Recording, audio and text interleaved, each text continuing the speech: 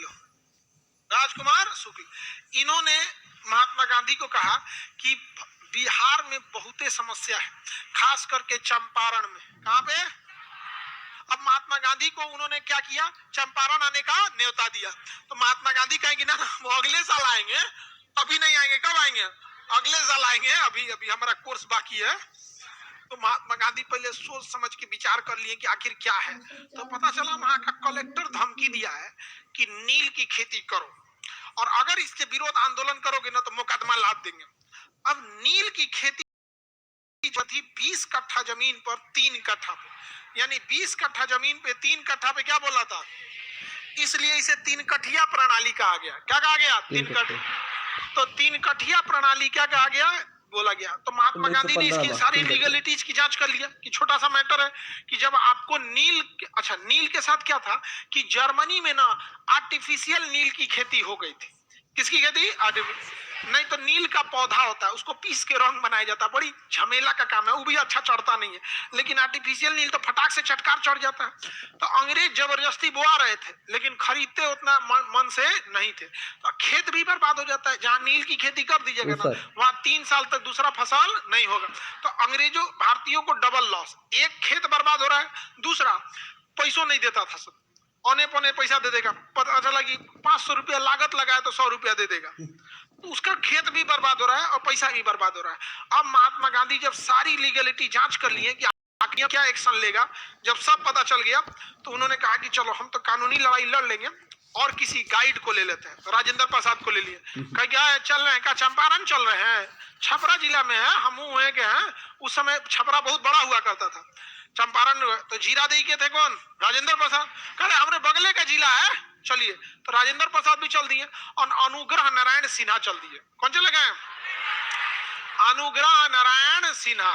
अनुग्रह नारायण सिन्हा समझ में आ गया कि नहीं आ गया? किसी को दिक्कत? तो अनुग्रह नारायण सिन्हा और महात्मा गांधी और राजेंद्र प्रसाद साथ चल दिए।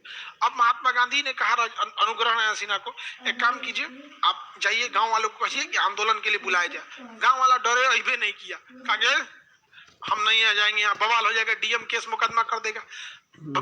गांव का आदमी केस मुकदमा से बहुत डरता है। अब कोई नहीं जा रहा था, महात्मा गांधी अकेले बैठ गए।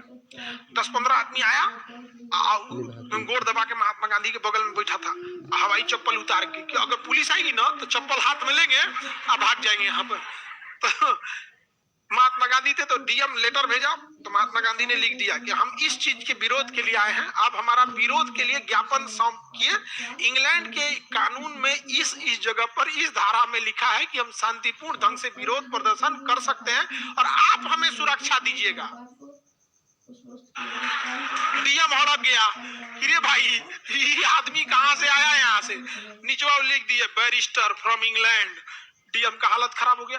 2 दिन तक हो गया, एक को पुलिस नहीं आई, बल्कि पुलिस बाहर से सुरक्षा में थी।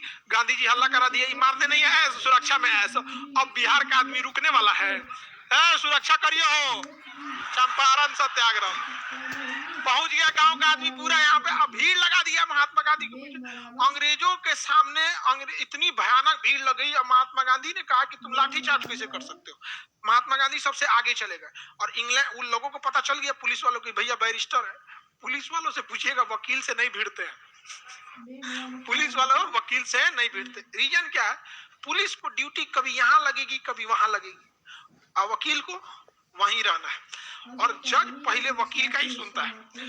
ऐसा ना लथेड़ेगा ले आके ना कोर्ट कचहरी में, बहुत बेइज्जती हो जाएगा। देखिए पुलिस ही हो गए या डीएम एसपी, जज के आगे कुछ बोल पाते हैं? बिना मतलब का बात सुनवाएगा वहां। अब पुलिस डरे, कुछ नहीं कह रही थी।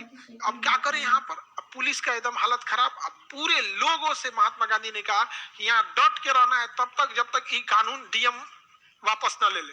धीरे से कहे डीएम। अब महात्मा गांधी तो इज्जत से बोले डीएम। चंपारण का आदमी अरे नहीं कर, सिपाही से कहते बोल दिया बड़का बाबू को, कुछ नहीं चलतो, देखो वकील साहब आए हैं। तो महात्मा गांधी पे हमला भी हो गया था वहां उस समय। बतक मियां नाम के व्यक्ति ने उनको क्या किया था? जान बचा।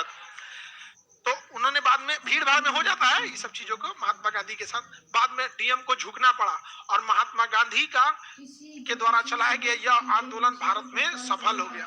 और 1857 की क्रांति के बाद पहली बार अंग्रेज झुके थे सब। तो ऐसा लगा था पत्थर पे दूब जमल है। हल्ला हो गया ना कि गांधी नहीं कोई फरिश्ता है। और भारत में तो कहानी बनाने के लिए एक से एक लोग हैं, एगो बात बोलिएगा तो 10 गो बात सुनाएगा। अब महात्मा गांधी को कोई जादूगर कह रहा है, कोई मंगल बाबा कह रहा है, कोई एक से एक कहानी कह रहा है। अब महात्मा गांधी के नाम के आगे ताता लग गया।